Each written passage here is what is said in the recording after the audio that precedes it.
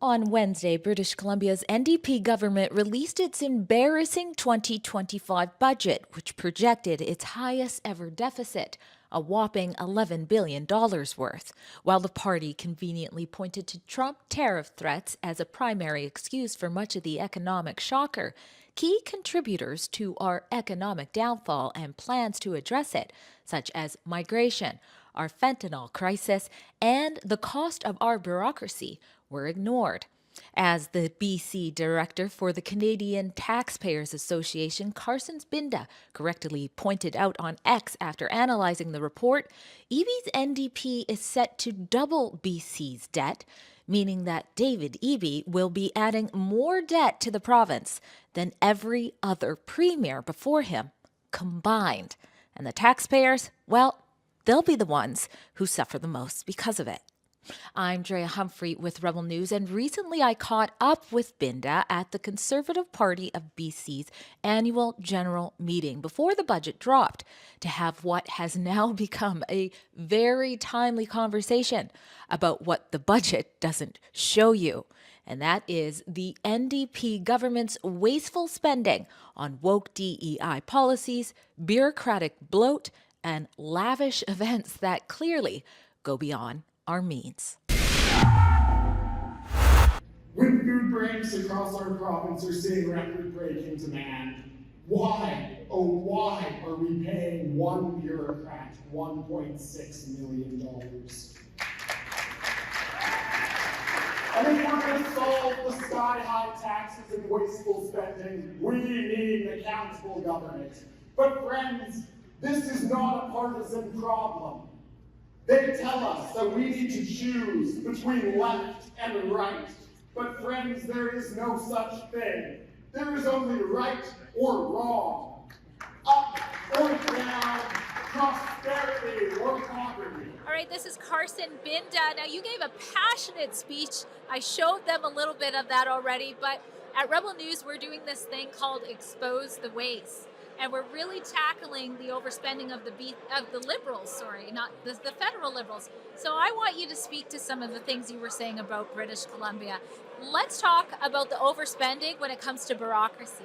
Absolutely. If you're looking to find wasteful spending in Victoria's bureaucracy, well, that's about as easy as finding a drop of water in the Salish Sea. There is absolutely no shortage of waste going on with the bloated bureaucracy in Victoria. More government spending is fueling massive amounts of waste that taxpayers are on the hook for. And one of the best ways we can see that is with the dramatic growth of British Columbia's bureaucracy over the past 3 years. Over the past 3 years alone, our bureaucracy has ballooned in cost by about 40% for taxpayers. Now, I've got a question for all the folks watching at home. 3 years ago, was anyone sitting at home saying we don't have enough bureaucrats in Victoria? I certainly don't think so. So if we're going to deal with the massive deficits British Columbia is facing, the broken budgets that time and time again have been presented by this government, then we need to deal with that bureaucratic bloat we're seeing in Victoria today. Now, one of the other things that you mentioned is DEI initiatives. What can you tell us about the overspending on that in British Columbia? Absolutely. So the BC government has several grant-giving organizations that are focused on corporate welfare, handing out taxpayer money to some of the biggest and most profitable companies, not just in Canada, but in the world. And one of these funding streams specifically targets organizations with a DEI focus.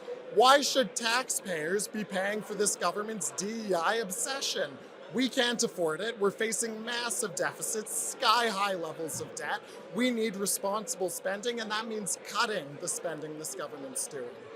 Now, you gave a shocking figure out there. I'm not surprised to learn that they're overspending on DEI initiatives. But you said that we're about to waste $1 million a day on what? Tell them.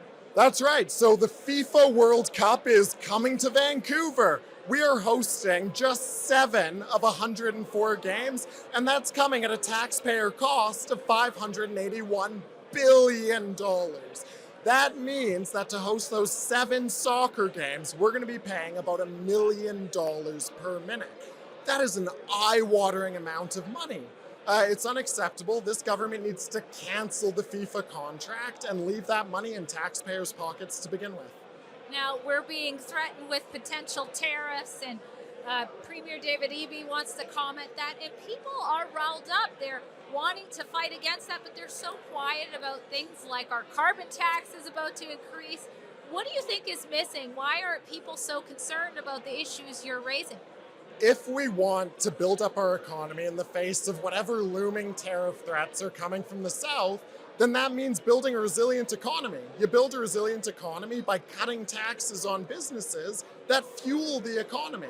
Unfortunately, we've been seeing the exact opposite from this government. Through programs like the employer health tax, they are punishing businesses for expanding and creating well-paying jobs in our province.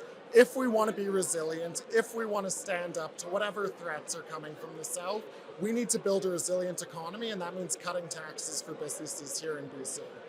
In closing, what can the average British Columbia do to fight this? Average British Columbians need to be holding this government accountable. Write to your MLAs. Make your voice heard.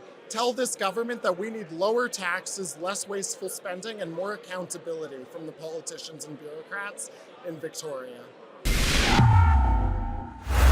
Well, speaking of high costs, did you know that the only way that Rebel News reports are available to people for free so that they can have the other side of the story is from the small amount of people who come together and donate to make them possible? If you appreciate the BC Bureau reports I bring you about BC politics and more, please consider being a part of what makes them possible by donating what you can at bcleadershipreports.ca. I appreciate your support.